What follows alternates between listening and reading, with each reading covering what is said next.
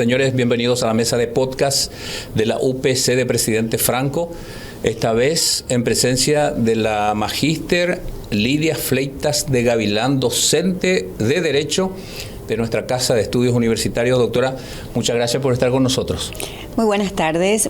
Gracias a ustedes por la invitación y por este maravilloso espacio donde podemos compartir un poco de ciudadanía, un poco de historia, un poco de conocimientos que nunca está de más. Sí, señora.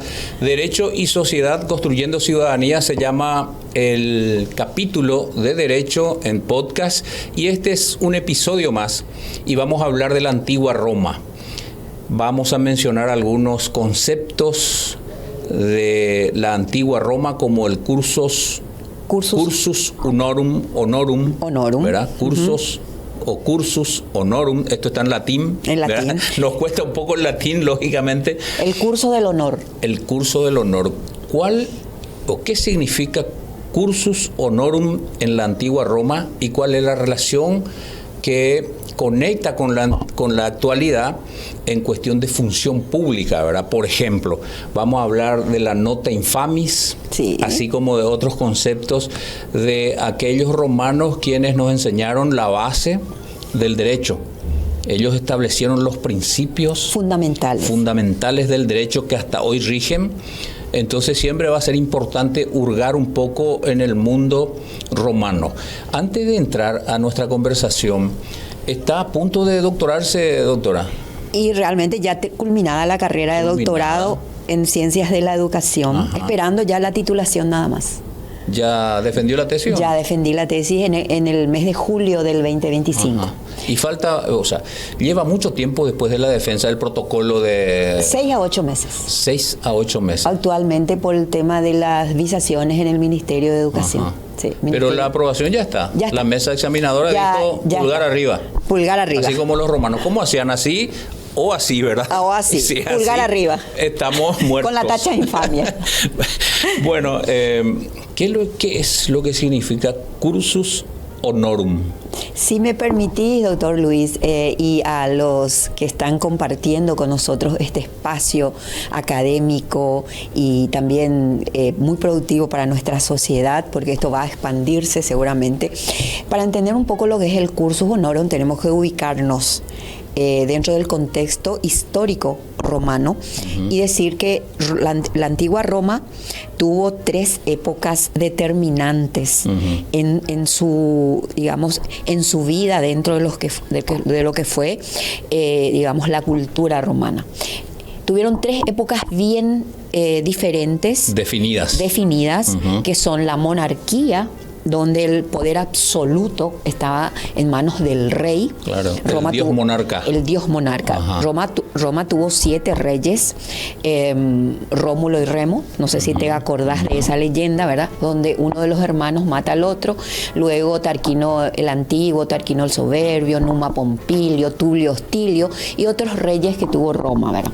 Luego de ese imperio absolutista pasa a la segunda época floreciente, en donde ellos dan un cambio, un giro de 180 grados en su sistema político y abren o se dan a la apertura de un gobierno mucho más democrático, mucho más abierto y donde descentralizan el poder de uno solo para que cada ciudadano romano que haya tenido los méritos dentro del curso del honor pueda llegar a ocupar cargos públicos dentro de la estructura republicana.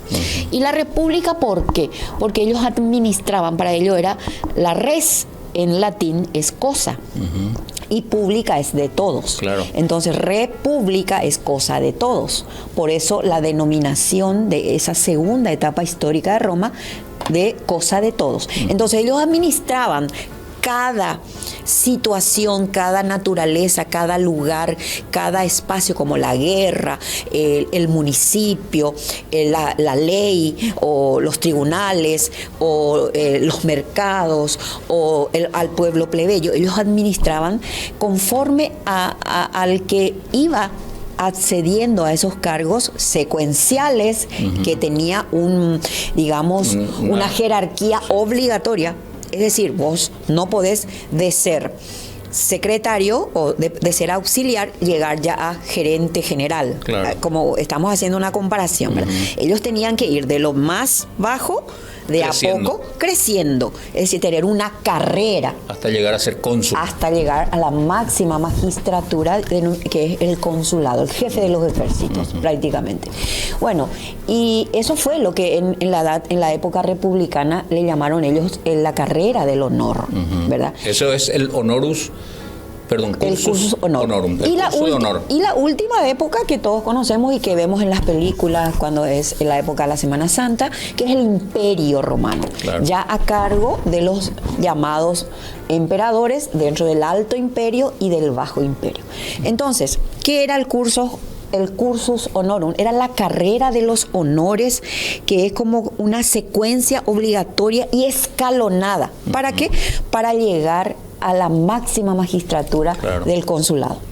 Claro. Es decir, ¿de dónde empezamos? Empezamos de la cuestura. Y ellos le llamaron, tenían nombres un poco raros, ¿verdad? Pero hay nombres que al escuchar, y que seguramente vos, doctor, como colega, abogado también, vas a entender, por ejemplo, el edil. Claro. El edil curul. ¿verdad? Claro. Y al escuchar De aquella eso, época. de aquella época. Hoy tenemos a los ediles municipales. A los ediles municipales Los concejales, y ¿verdad? al asiento, a la silla donde ellos toman su asiento, se llaman los curules. Claro. Un curul, ¿cómo quisiera ocupar un curul en el Congreso, dicen los políticos? curul, en la silla, en la Claro, silla. un espacio en la Cámara, En la una de las Cámara. cámaras del Congreso Así de mismo Paraguay, es. ¿verdad? Bueno, entonces hay una relación directa, decíamos al principio, entre lo que se establecía como estructura en aquella época en Roma y los principios del derecho fundamentalmente a la actualidad, porque se afinan, se mejoran, ¿verdad? Los mecanismos, la estructura, los conceptos. Básicamente lo que impedía era la improvisación Claro. en la carrera política. Claro, hoy día, por ejemplo, un joven puede candidatarse a ser concejal, intendente, diputado, Claro. ¿verdad? Principalmente, o gobernador, sin haber hecho carrera. Sin haber hecho carrera política, Claro. solamente los requisitos establecidos, la edad mínima requerida y sin más requisitos que la idoneidad, dice Claro. la Constitución Nacional. Nada más. 35 años para ser presidente de la República. Hoy día un intendente municipal tendría que tener mínimamente 25 años, pero la nueva ley que modifica la ley orgánica, creo que fue hace 2 años sancionada, baja la edad de los intendentables o lo de los candidatos a intendentes a 22 años y para ser ediles municipales 20 años. Claro. Yo creo que, bueno, es una ventaja y una desventaja al mismo tiempo. Tendríamos que poner en la balanza las ventajas y desventajas de un joven de 20 o 22 años que quiere ser concejal municipal o intendente municipal. Y ahí nos centramos en la capacidad Ahí mismo. humana, Exactamente. ¿verdad? En la capacidad, en la formación académica, en la madurez, en el concepto filosófico que tiene como modo de vida, etcétera, etcétera. Exactamente. Y existen jóvenes muy inteligentes hoy, con 18 años nos sorprenden, ¿verdad? Nos sorprenden, pero así también exactamente. existen jóvenes de 18 Dejan mucho que desear. que están luchando y están procurando. luchando, están procurando y bueno, esto es un proceso, Claro. doctor, es un proceso y lo que nosotros traemos a colación nomás es más o menos hacer un comparendo, como ya en la antigüedad romana ellos tenían ese concepto del honor, que lo que se evitaba era que uno llegue de paracaídas a ocupar y que tenían que obligatoriamente realizar Hacer una carrera, carrera, hacer claro. una carrera. Al inicio, esto fue consuetudinario. Ya en la época de los primeros habitantes de la península itálica, los latinos eran los primeros habitantes, de ahí el idioma latino, el latín, que hoy es el día del italiano. Entonces ellos decían, bueno, esto se llamaban los mores mayores, es decir, la moral de los mayores, ¿verdad? Y eso se fue ajustando, se fue afianzando hasta que una ley romana, que fue ya en el año 182 a.C., la ley Villa Annales normatiza este cursus honorum. Claro. O sea que, recapitulando, como dice un amigo, se da el cursus honorum o el curso de honor, que era como una escalera para llegar al cargo, al máximo cargo público. Se da en la primera etapa, en la primera época romana. En la segunda. Perdón, en la segunda. En la segunda, porque primero era el monarca, los reyes. Los reyes, que eran omnipotentes. Omnipotentes, igual que el emperador. Igual que el emperador. Y eso se establecía a través de no leyes escritas, sino leyes de costumbre, ¿verdad? Leyes de costumbre. Y solamente para los de la clase social alta, que en aquella época eran los patricios. Claro. Luego, otra ley admite la fuerza de los plebeyos, que era la clase social baja, la fuerza que ellos fueron conquistando de a poco, ese poder absoluto para poder igualarse o equipararse a los patricios, y iban también conquistando espacios de poder. Pero fue de a poco, fue una lucha tenaz. En principio, el plebeyo no podía acceder a cargos políticos. No tenía valor, digamos, en la estructura de poder en Roma. Sí, y después ya también ellos tuvieron la oportunidad de poder elegir un líder que ellos tuvieron en cuenta como una magistratura también, que fue llamado el tribuno de la plebe. Claro, el representante del pueblo sería. El representante del pueblo del común ante los demás magistrados, y también ante el Senado, que era el cuerpo de ancianos asesor de ese conjunto de cargos que, como te dije al inicio, ellos eran muy, muy sabios. Por ejemplo, el que se encargaba de los ejércitos, el cónsul, y el dictador. Claro. El que se encargaba de los mercados, los ediles, justamente la ciudad. El que se encargaba del censo, porque ellos tenían una actividad cada 5 años, que era recorrer las casas y establecer cuánto ganaba cada familia, porque como vos sabés, Roma era un pueblo muy guerrero. Y ellos invertían mucho en sus ejércitos. Entonces ellos tomaban una parte de los ingresos del pueblo romano y lo invertían en sus ejércitos, porque ellos eran muy guerreros, y la finalidad del pueblo romano era conquistar territorios, agrandar su imperio. Al mismo tiempo, el census permitía controlar el ingreso. Absolutamente todo, ¿verdad? Controlar los haces, o la moneda de los romanos eran los haces, lo que hoy decimos nosotros, cuántos guaraníes ganás, cuántos haces. Y establecían, inclusive, uno de los reyes, que fue Servio Tulio, hizo una división de clases de acuerdo a la cantidad de haces que ganaba cada familia, ¿verdad?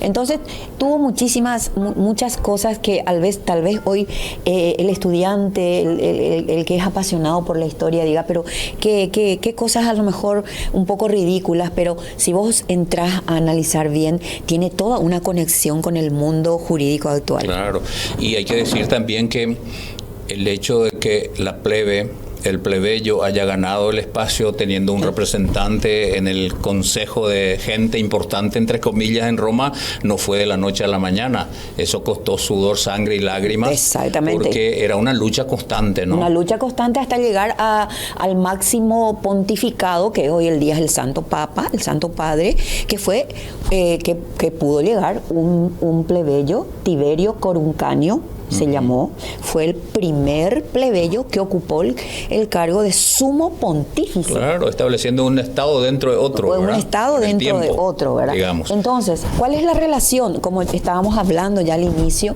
de este espacio, es un poco ver cómo ya desde muy antaño, desde muchísimos y miles de años atrás, ellos nos iban enseñando lo que hoy día yo creo que Paraguay y muchos estados de derecho democráticos están implementando, pero no, digamos, en su máxima expresión. Claro. En esa carrera política, ¿verdad? Porque hablar de función pública es casi hablar de la carrera política, ¿verdad? ¿Quiénes son los que ocupan los cargos públicos más importantes? Son políticos. Y ellos nombran a sus asesores, en la actualidad, desde hace un buen tiempo, y ellos nombran a sus asesores. Pero en aquella sociedad, en la antigua Roma, se podía inhabilitar a los que estaban en carrera, ¿verdad? Así la mismo. famosa nota infamis, ¿verdad? Tacha de infamia, o tacha nota de infamis, claro. sí. Bueno, y esto era explicando un poco también a los que están participando de este conversatorio. Ellos no le querían, por ejemplo, a aquellas personas, no estaban dentro de sus querencias, aquellas personas que se dedicaban a profesiones deshonrosas, por ejemplo. Los actores, las prostitutas, los gladiadores. Aquellas personas que tenían alguna tacha, alguna inmoralidad dentro de su vida. Entonces, ¿quién era el encargado de la tacha de infamia? Era el censor. Claro. Era el que medía el panorama, el panorama, la temperatura, ¿verdad? como decimos hoy. Él daba su informe cada 5 años, porque realizaba su tarea cada 5 años el censo, y dentro del informe del censo ellos podían nominativamente: Luis Dávalos, Lidia Fleitas tiene esta tacha de infamia. ¿Y cuál era la consecuencia de la tacha de infamia? No le sacaba la ciudadanía romana, que es uno de los estatus para tener preponderantes después de la libertad, ¿verdad?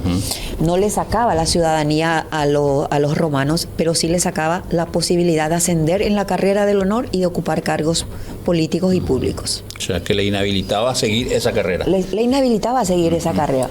Es decir, era un medio para estancar prácticamente su carrera. Claro. Y qué importante el aspecto de control que ejercían, ¿verdad? Porque hay una dialéctica ahí en la antigua Roma de que para conquistar territorios ellos se depositaban su confianza y su fuerza en las fuerzas de los hombres que iban a pelear. Así ¿verdad? mismo, en su ejército. Su ejército, ¿verdad? Y paralelamente o en el mismo tiempo, los gladiadores que eran expertos en luchas, ¿verdad? Iban a matar o morir, pero ser gladiador era un punto específico y especial para ellos en aquella época. Y cómo establecían de voz o de palabra, porque no había nada escrito en principio, toda esa norma consuetudinaria se convierte después en... Y luego se convierte en normas escritas. A partir de la ley de las 12 tablas, sí, que fue una ley, la ley primogenia en cuestiones de derecho, y que fue la que les dio impulso a las demás leyes para poder llegar hasta hoy día en lo que decimos que tenemos el sistema occidental del derecho romanista, que es el derecho escrito. Claro, y se establece toda la prelación de leyes, todo el conjunto de normas y principios que nos rigen hoy, ¿verdad? Así mismo.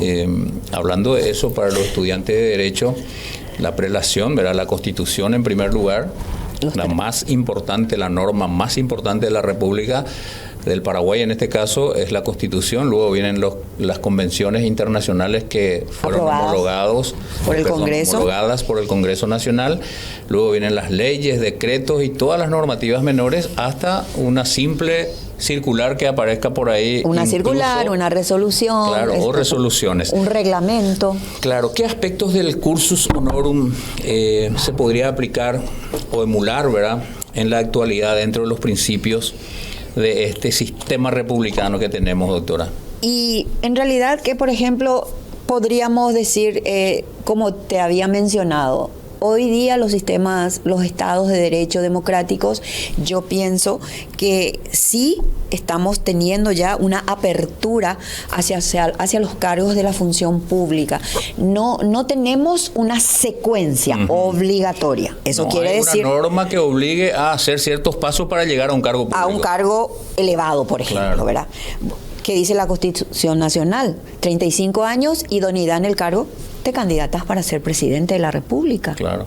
No necesitas haber hecho una carrera anterior, ¿verdad? 30 años, hoy día, como te estaba mencionando, 22 años bajo la edad para ser intendente municipal.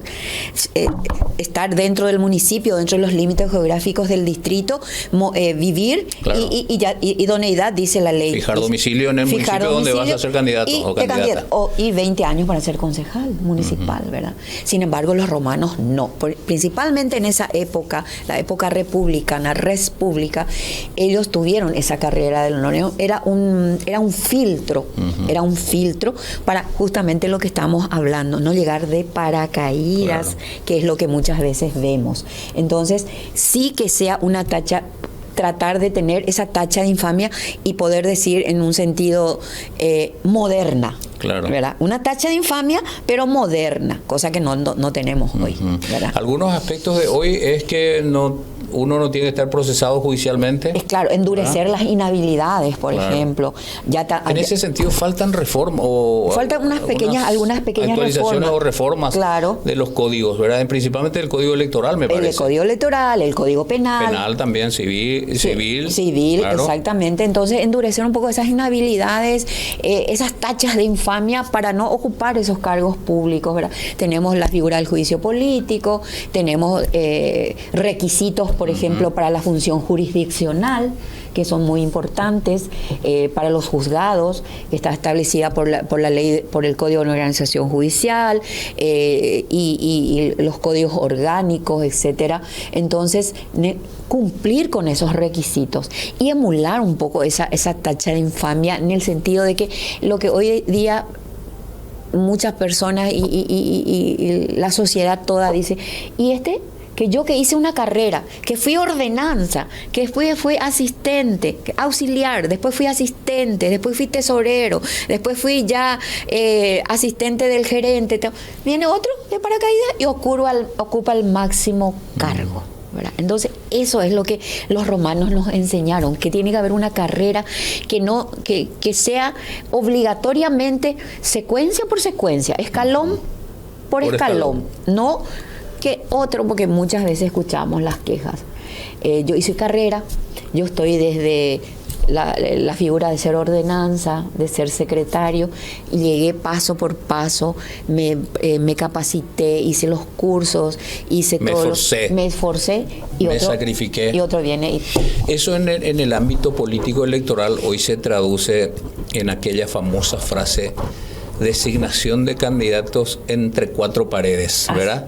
En el ámbito electoral pasa eso y el pueblo se manifiesta siempre, y siempre escuchamos los debates, acalorados debates por los medios de comunicación, diciendo no, nosotros no le apoyamos a este candidato porque esto fue electo o designado entre cuatro paredes por los líderes.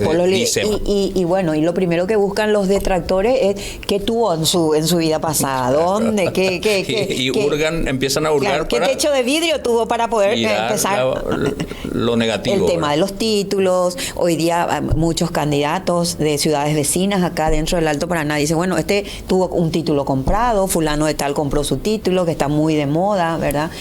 Y entre paréntesis, doctora, perdón por interrumpirle, el caso de Rivas, el senador, que hoy actualmente en el 2026 está, después de levantar a media asta su bandera, parece que está bajando otra vez porque tiene reveses en el proceso, y la Fiscalía General de la República abrió proceso contra él por supuesto título falso.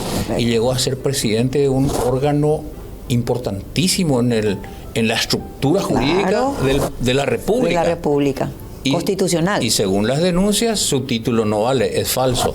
Él dice que sí, es válido, claro, y es real, es legal. Nadie puede declarar en su contra, obvio. Claro, pero no, es un principio constitucional. Entonces, haciendo nomás el paralelismo, esta situación no hubiera ocurrido nunca en Roma. Jamás hubiera ocurrido. Jamás hubiera ocurrido.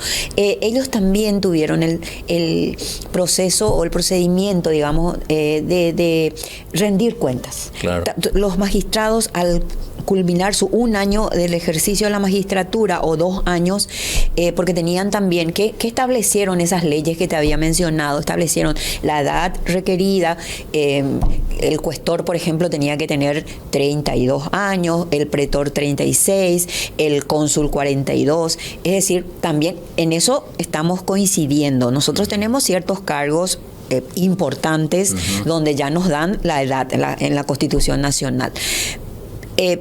Y también rendían cuentas antes y después. Claro. Que es lo que nosotros hoy día hacemos, ya está esa con la declaración ley, jurada. Con la declaración jurada ante la Contraloría General de la República. Antes no se hacía eso. No, pero antes de ocupar el cargo, claro, y al culminar tu periodo o tu cargo, ¿verdad? Claro. Entonces, eso, por ejemplo, son cuestiones que ya estamos empezando, no digamos, por eso te estaba mencionando al inicio. Lo hacemos. Solamente que Roma, ¿qué tuvo la idea de que uno llega al máximo escalafón o al máximo lugar con honor y con preparación, capacitándonos, ¿verdad? Hoy día, ¿qué podemos decir? Que Paraguay lo que tendría que hacer es utilizar dos cosas. Primeramente, el mérito, y segundo, también la igualdad. Es decir, igualdad para todos, pero con una carrera dentro de la función pública. Que se respeten esas normas que, si bien muchas de ellas no están escritas hoy, que por la costumbre se establezca ese escalafón, porque realmente en la ley se establece, pero no se respeta, ¿verdad? No se respeta. Ese es otro punto importante que, haciendo un paralelismo entre Roma y la actualidad en la República del Paraguay, existen normas muy concretas, específicas, importantes, claras, pero letra muerta. Así mismo. En muchos de los casos. Letra muerta. Realmente son vacíos, son lagunas que a lo mejor están o no están, o están normatizadas pero no se cumplen. Es lo que prácticamente mucha gente nos dice, mismo los alumnos te dicen, nos estás enseñando lo que yo siempre respondo, ¿verdad? El deber ser. La norma, la ley es el deber ser. Nosotros tenemos que conocer el deber ser, porque de qué manera vamos a poder luchar contra lo que es, como estabas mencionando vos, no se aplica. ¿Cómo vamos a luchar ese no se aplica si no conocemos el deber ser? Claro. Con fundamento, con argumentos sólidos, con ejemplos, con experiencias, con vivencias. Y antes de que me olvide, también lo que no debemos emular en Roma era, por ejemplo, la discriminación que ellos hacían hacia ciertas profesiones. Claro. Nosotros hoy día tenemos una ley de educación inclusiva, tenemos la inclusividad como un nuevo paradigma dentro de lo que es la educación, por ejemplo, ¿verdad? La ley de educación inclusiva, que no hay que discriminar, que no porque tengamos capacidades diferentes de cualquier naturaleza, nosotros tenemos que ser apartados o ninguneados, no, hay que darle oportunidad. Roma era muy tajante. Roma, por ejemplo, a esas profesiones, por ejemplo, el actor, la prostituta, los gladiadores, ellos no le querían. Ellos decían, no le quitaba el estatus de ser ciudadano, pero ellos no podían ocupar cargos políticos. Claro, discriminaban. Claro que hoy la discriminación se castiga con la norma. En la actualidad, en cualquier país del mundo democrático, republicano, se castiga la discriminación. La forma de pensar, la ideología, las condiciones de género, ¿verdad? Esas cosas se respetan absolutamente, que en Roma no existía, ¿verdad? ¿Cuáles son o cuál es el legado más importante, en su opinión, doctora, que nos dejó Roma para la cultura occidental? El saber jurídico creo que yo siempre digo, y soy una aférrima detractora de aquellas personas que dicen no podemos, tenemos que sacar de la currícula o de la malla curricular la historia romana o instituciones del derecho romano. Y yo siempre soy una acérrima defensora, porque siempre se dice, un pueblo que no tiene historia no es pueblo. Una carrera, una vocación, una profesión que no tiene historia no es nada. Y nuestra historia es Roma. En el mundo jurídico, el saber jurídico que fue cambiando, que fue, digamos, avanzando como toda ciencia, evolucionando, pero que esos vestigios que Roma hasta hoy día nos da como instituciones como la Usucapio, la Usucapión, el derecho de los hechos y actos jurídicos, la persona jurídica y muchas otras instituciones, los derechos reales, la propiedad, ¿verdad? La posesión que tanto estudiaron los romanos, la usucapión que ya te había mencionado y tantas otras instituciones que hoy día podemos decir los habeas corpus, ¿verdad? Habeas data, que son alocuciones latinas, pero que están vivas en los códigos civiles y procesales civiles de todo el mundo moderno occidental, ¿verdad? Entonces, ese legado que tiene que ser digamos, vivo, tiene que seguir viviendo. Entonces no podemos dejar de inculcarle a los estudiosos, a los estudiantes de Derecho, nuestra historia. Es la base, es la fuente de donde nace el derecho. Y recordás que los principios de Ulpiano, vivir honestamente, no hacer daño a otro y darle a cada uno lo que le corresponde, hasta hoy día. Claro, la justicia. La justicia. Ulpiano, un gran pensador que estableció ese principio, ¿no? Vivir honestamente. No hacerle daño a nadie. No hacerle daño a nadie y dar a cada uno lo que es suyo. Lo que es suyo, lo que le corresponde. Pero en la actualidad, en el mundo moderno, lo que más encontramos, y eso da trabajo a los abogados, es que algunos o muchos quitan al otro o a los otros lo que no es de ellos. Así mismo es. Y se generan los conflictos, ¿verdad? Y ahí comienzan los conflictos. Pero es nuestra vocación, es el servicio que nosotros damos, hacer respetar los derechos. Claro. Y darle a cada uno lo que le corresponde. Claro. Sin más, sin menos. Sin más ni menos, ¿verdad? Así mismo. Se afirma que el sistema jurídico administrativo, incluso y jurídico del mundo occidental tiene la base en Roma. Así por mismo. Todo esto que estamos hablando.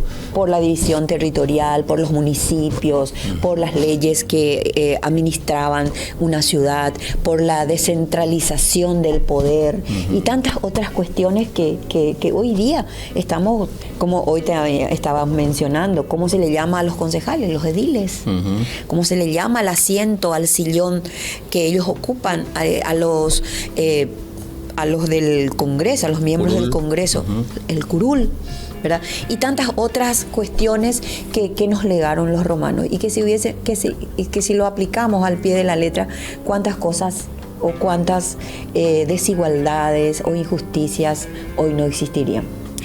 Debería, en su opinión, debería repensarse el cursus honorum hoy, ¿o estamos bien como estamos? Yo creo que ajustar un poco, ¿no? Ajustar un poco, la función pública. Tenemos una ley de la función pública, la ley 1626 y sus modificaciones, ya establece los concursos públicos, pero aún así seguimos escuchando todavía lo que vos habías mencionado. Tanto me sacrifiqué, tanto estudié, tanto me preparé, sin embargo, un puesto, un cargo se cocina entre cuatro paredes. ¿De qué depende que la ley se cumpla, en su opinión, doctora? Siempre en este contexto del cursus honorum de Roma, o sea, el curso de honor, el proceso de ganarse el espacio con moral, ¿verdad? Y con capacidad, con aptitud, ¿verdad? Porque hoy se hacen los concursos de méritos y aptitudes, pero siempre escuchamos las quejas. ¿De qué o de quién depende que eso cambie, que se cumpla la norma como tiene que ser? Que sea un nuevo paradigma. Realmente el sistema político. Manejado por hombres. Manejado por hombres. Y ahí estamos otra vez partiendo nuevamente que el ser humano es un ser único, pero es diferente. Somos diferentes unos de otros. Y entender que la política es servicio. Que el la arte política, de hacer el bien común, el arte de hacer, hacemos política en nuestra casa, es el bien común, son acciones tendientes al bien común. Muchas veces no entendemos ese simple concepto de lo que es la política. Y la política es servicio, es desprenderse de aquello, de dejar de ser egoístas, ¿verdad? Dejar de ser narcisistas y ser más empáticos, entender, porque está la ley, está la Constitución, vos habías mencionado, están todos normatizados, está escrito, no se cumple. ¿Verdad? Lastimosamente. Y yo creo que las nuevas generaciones que se están despertando, que están ya mirando no solamente al equipo político de fulano de tal, sino a la persona. Claro. Valora a la persona, su preparación, su moral, ¿verdad? ¿Y por qué hasta hoy día ocurre lo que me estabas diciendo, lo de la compra de títulos y que salpica a altos funcionarios del gobierno? Y que dicho sea de paso, hoy cualquiera dice, yo voy a buscarle el pelo en la sopa a Luis Dávalos, y voy a mirar un poco su trayectoria, sus antecedentes. Ha de tener algún techito de vidrio que yo le pueda sacar y les pueda desprestigiar. Y el honor es algo que vos perdés y perdés. Claro.